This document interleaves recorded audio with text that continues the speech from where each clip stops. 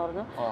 അദ്ദേഹത്തിനോട് സംസാരിക്കാനും പറ്റി. തിരുവനന്തപുരത്ത് തന്നെ ആയതുകൊണ്ട് പെട്ടെന്ന് ഏതോ പടത്തിന്റെ ഷൂട്ടാണ്. വാപ്പി തിരുവനന്തപുരത്ത് പോയാ കേട്ടോ പറഞ്ഞത് പുള്ളിയോട്. അപ്പോൾ എന്നോട് സംസാരിക്കാനും പറ്റിയില്ല. പക്ഷെ അതൊക്കെ കൊണ്ടാണെന്നൊന്നും എനിക്ക് അറിയത്തില്ല സത്യത്തിൽ. എപ്പോഴെങ്കിലും പക്ഷെ ഇങ്ങനെ അങ്ങനെ ഒന്നും ഉണ്ടെങ്കിൽ ഏറ്റവും നല്ലത് ശരിക്കും അമ്മയ്ക്കോടെ തുറന്ന് സംസാരിക്കുന്നതായിരുന്നല്ലേ. അങ്ങനെ നമ്മൾ കാണുന്നില്ലല്ലോ, ഞങ്ങൾ സിനിമകളും ചെയ്യുന്നില്ല. പിന്നീട് ഒറ്റ സിനിമ പോലും ഞങ്ങൾ ചെയ്തിട്ടില്ല. പിന്നെ ഞാൻ ചെയ്തത് 2020-ലാണ്. അന്നും പുള്ളി എന്നോട് സംസാരിച്ചിട്ടില്ല. അന്ന് പുള്ളി നമ്മുടെ വീട്ടിൽ വരുന്ന ഒരു സീൻ, ഒരു വലിയ സീനാണ്. ഒരു 1-2 ദിവസം ആ സീൻ എടുക്കുന്നുണ്ടായിരുന്നു. പക്ഷെ പുള്ളി ഒരു ഹായ് ഹായ് എന്നല്ലാതെ എന്നോട് സംസാരിച്ചിട്ടില്ല. എന്തോ വ്യക്തമായ കാരണം ഉണ്ടെന്നുള്ള എനിക്കറിയാം. പുള്ളിക്ക് എന്തോ മനസ്സിൽ തെറ്റിദ്ധാരണ വന്നിട്ടുണ്ട്. പക്ഷെ എന്ത് തെറ്റിദ്ധാരണ, അറിഞ്ഞ കാര്യം എന്തായാലും അതൊന്നും സത്യമല്ല എന്നിപ്പോ നമുക്ക് പറയാൻ, മമ്മൂക്കായെ നേരിട്ട് കണ്ടാലല്ലേ പറയാൻ പറ്റും. എന്താണെന്ന് അറിഞ്ഞാലല്ലേ പറയാൻ പറ്റൂല. പിന്നെ 2-3 പ്രാവശ്യം കണ്ടു, മിണ്ടി ഇങ്ങനെ ഹായ് ഹായ് പറഞ്ഞു, സംസാരിച്ചു, ഹലോ ഗുഡ് മോർണിംഗ് എന്ന് പറഞ്ഞു. ഫംഗ്ഷനും കണ്ടിട്ടുണ്ട്. അപ്പോഴും ഒക്കെ നമ്മൾ അങ്ങോട്ട് ചെന്ന് ഗുഡ് മോർണിംഗ് പറയും. അപ്പൊ പുള്ളി വലിയ നമുക്ക് മനസ്സിലാവുമല്ലോ, നമ്മളോടൊരു സംസാരിക്കാൻ ഇഷ്ടമുള്ള ഒരു ആറ്റിറ്റ്യൂഡ് നമുക്ക് മനസ്സിലാവുമല്ലോ. അത് പിന്നെ കുറെ കഴിഞ്ഞപ്പോ ഞാനും അങ്ങോട്ട് പുള്ളിയെ കണ്ടാൽ അങ്ങോട്ട് പോയി സംസാരിക്കാൻ മെനക്കെടാറില്ല, മിണ്ടിയില്ല. പിന്നെ അത് കഴിഞ്ഞാണ് ഞാൻ അറിയുന്നത്, ഇങ്ങനെ വ്യക്തമായിട്ട് സിനിമയിലുള്ളവർ തന്നെ എൻ്റെ അടുത്ത് പറയുമായിരുന്നു. പുള്ളിയുമായിട്ടും ബന്ധമുണ്ട്, ഞാനുമായിട്ടും ഒക്കെ അടുപ്പമുള്ള ആൾക്കാർ. എന്താണ് മമ്മൂക്ക ഇങ്ങനെ പടങ്ങളിൽ നിന്ന് മാറ്റി പറയുന്നുണ്ട് എന്ന് പറഞ്ഞു. അത് വ്യക്തമായിട്ട് പറഞ്ഞു കേട്ടോ, എന്നോട് പറഞ്ഞിട്ടുള്ളത്. പടങ്ങൾ സജസ്റ്റ് ചെയ്യുമ്പോൾ അത് വേണ്ട എന്ന് പറയുന്നുണ്ട് എന്ന് പറഞ്ഞു. അപ്പോൾ ഇതറിഞ്ഞപ്പോഴത്തേക്ക് ഞാനത് അപ്പോഴൊന്നും ക്ലിയർ ചെയ്യാനൊന്നും പോയില്ല. ജനറൽ ബോഡിക്ക് ഇന്നസെന്റ് ഏട്ടനെ കണ്ടപ്പോ ഇന്നസെന്റ് ഏട്ടനോട് ഞാൻ പറഞ്ഞു, ഇതൊക്കെ 10, 20, 15, 20 ആ സമയത്ത് ഇന്നസെന്റ് ഏട്ടനൊക്കെ പ്രസിഡന്റ് ആയിരുന്ന സമയത്തുള്ള കാര്യം.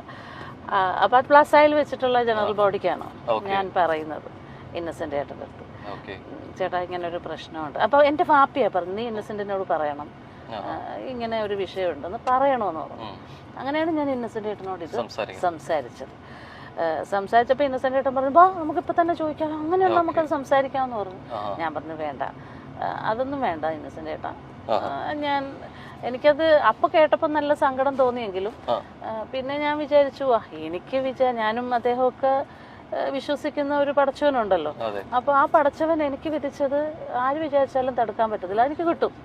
അല്ലാത്തത് എനിക്ക് കിട്ടത്തില്ല, അത് ആര് വിചാരിച്ചാലും തരാനും പറ്റത്തില്ല. ആ വിശ്വാസത്തിലാണ് ഞാൻ എന്ന് പുള്ളിയോടൊന്ന് പറഞ്ഞേക്ക് എന്ന് ഞാൻ പറഞ്ഞു. അത് കഴിഞ്ഞ് ഞാൻ ഇന്നസെന്റ് ഏട്ടൻ്റെ അടുത്ത് ചോദിച്ചു, ചേട്ടാ പിന്നെ ഞങ്ങൾ കണ്ടപ്പോ ഞാനത് സംസാരിച്ചു കേട്ടോ.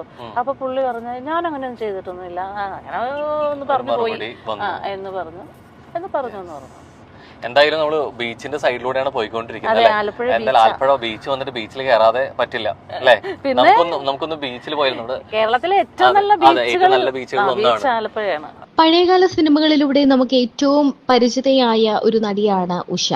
പഴയകാല സിനിമകളിലെല്ലാം തന്നെ സഹോദരിയായും അമ്മ കഥാപാത്രങ്ങളായും ചേച്ചിയായും അനിയത്തിയായും ഒക്കെ നിറഞ്ഞു നിന്ന നടി തന്നെയാണ് ഉഷ.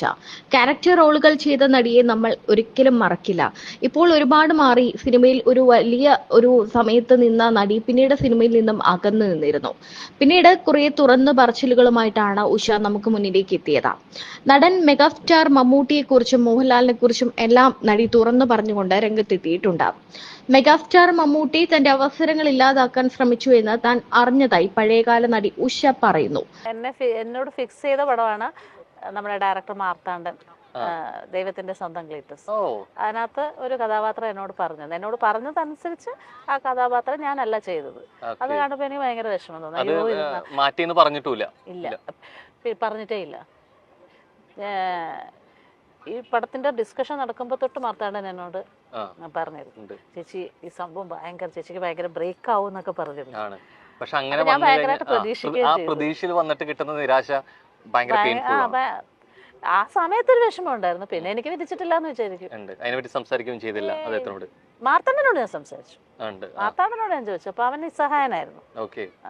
മാർത്താണ്ഡൻ എന്നൊക്കെ പറഞ്ഞാൽ എന്റെ വീട്ടില് ഒരു കാലഘട്ടത്തില് നമ്മുടെ വീട്ടിൽ എന്റെ അനിയന്റെ കൂടെ അസിസ്റ്റന്റ് ഡയറക്ടർ ആയിരുന്നു നിസാർക്കാട്. ഇവരൊക്കെ നിസാർക്കാട് അസിസ്റ്റൻസ് ആയിരുന്നു.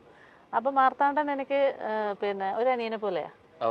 അപ്പൊ ഞാൻ ചോദിച്ചിട്ടല്ല, ഞങ്ങൾ എറണാകുളത്തായിരുന്നു അപ്പൊ താമസിച്ചോണ്ടിരുന്നത്, ഞാനും ഹസ്ബൻഡും കമ്മനത്താ താമസിക്കുന്നത് ഡിഡിയില്.